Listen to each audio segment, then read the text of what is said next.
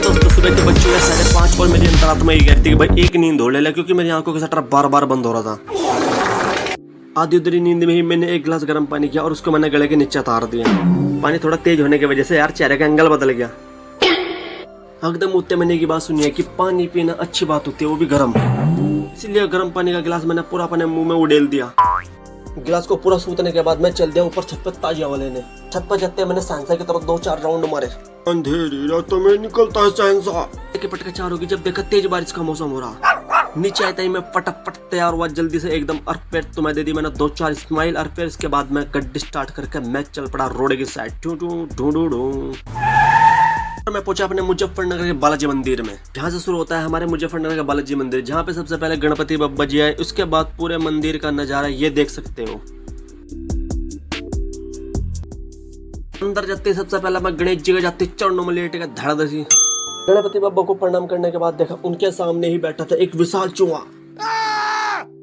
इस चूहे की खास बात थी क्योंकि ये इतना बड़ा था लेकिन इसके कान में एक छेद था जिसमें से अपनी इच्छाएं बोल रहे थे।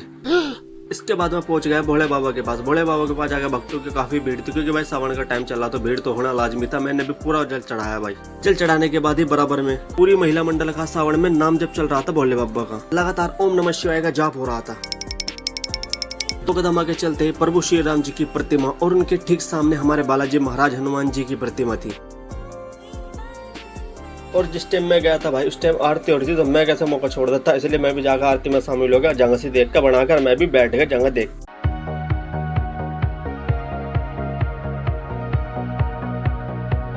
आरती पूरी होने के बाद फिर मैं पहुंचा प्रेतराज सरकार के पास। प्रेतराज सरकार जी को प्रणाम करने के बाद उनका आशीर्वाद लेने के बाद फिर मुझको मिला प्रसाद। प्रसाद खाते ही मैं मोटर से गली पकड़कर पहुंच गया घर। खाते ही मुझे ऑर्डर मिला कि मुझे नाना जी को देखने जाना है जिनकी तबीयत खराब है, देहरादून। जल्दी कपड़ों को बैग में ठूसने के बाद मैं पकड़ी रिक्शा और पहुंच गया बस स्टैंड। 1 घंटा बस में वेट करने के बाद और पिछवाड़े की नसीब फुदकने के बाद आखिरकार बस चली थी। बस चलते ही खिड़की के मैंने पट्टे भी मैंने खोलता सारे मैंने खिड़की की हवा का पूरा आनंद लिया। ओहो शहर से बाहर भी निकली थी भाई बस। शहर के अंदर ही कावड़ी की इतनी भीड़ देखने को मिल गई, बहुत भारी भीड़ देख कर मजा ही आ गया भाई। शहर से बाहर आने के बाद फिर तो लगातार हमारी बस एकदम भागी जा रही थी। अबे साले। और बारिश का भाई भयंकर मौसम होता है जैसे कभी फटके बह जाएगा।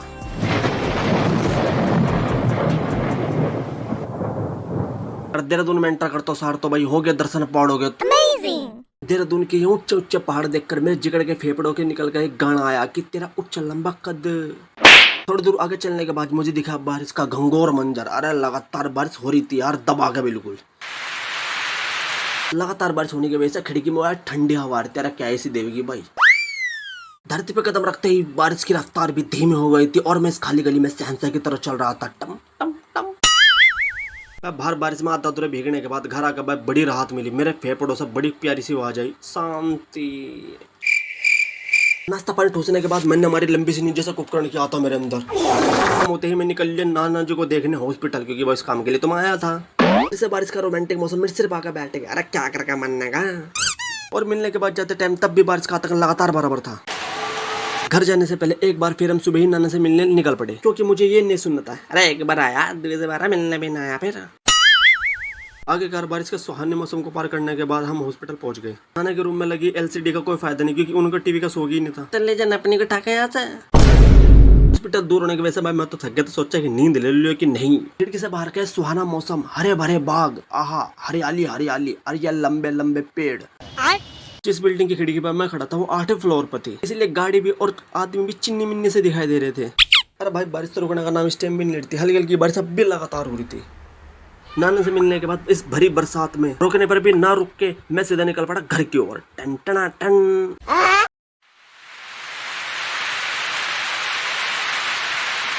देखता भागता आखिरकार मैंने बस को ढूंढते तुरंत मैंने सीट को लपक लिया। मेरे बैठने के बस थोड़ी देर 1 घंटे बाद ही बस चल दी। दोस्तों इस सफर में मेरा पूरा साथ निभाने वाली थी बारिश, जिसने जाते टाइम भी भिगाया और आते टाइम भी भिगाया।